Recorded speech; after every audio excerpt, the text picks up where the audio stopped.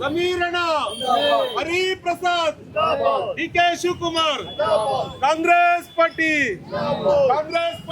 ಮಾನ್ಯ ಬಿಜೆಡ್ ಜಮೀರ್ ಅಹಮದ್ ಖಾನ್ ರವರ ನಂಬಿಕೆ ಪಾತ್ರರಾಗಿರ್ತಕ್ಕಂಥವ್ರು, ಅವರನ್ನ ಆಧರಿಸುವಂಥವ್ರು ಬಿ.ಕೆ. ಹರಿಪ್ರಸಾದ್ ಕೂಡ ಬಹಳ ಆತ್ಮೀಯರಾಗಿರ್ತಕ್ಕಂಥ ನಮ್ಮ ಗೋವಿಂದಣ್ಣ ಅವರಿದ್ದಾರೆ. ಬನ್ನಿ ಅವ್ರನ್ನ ಮಾತಾಡಿಸಿ ಇವತ್ತಿನ ಈ ಒಂದು ಜನಪ್ರೀತಿ ಮತ್ತೆ ಜನಬೆಂಬಲವನ್ನು ಒಗ್ಗೂಡಿಸ್ಕೊಂಡಿದ್ದಾರೆ ಯಾಕೆ ಅಂತ ಕೇಳಿ ತಿಳ್ಕೊಳ್ಳೋಣ. ಅಣ್ಣ ನಮಸ್ಕಾರ. ಅಣ್ಣ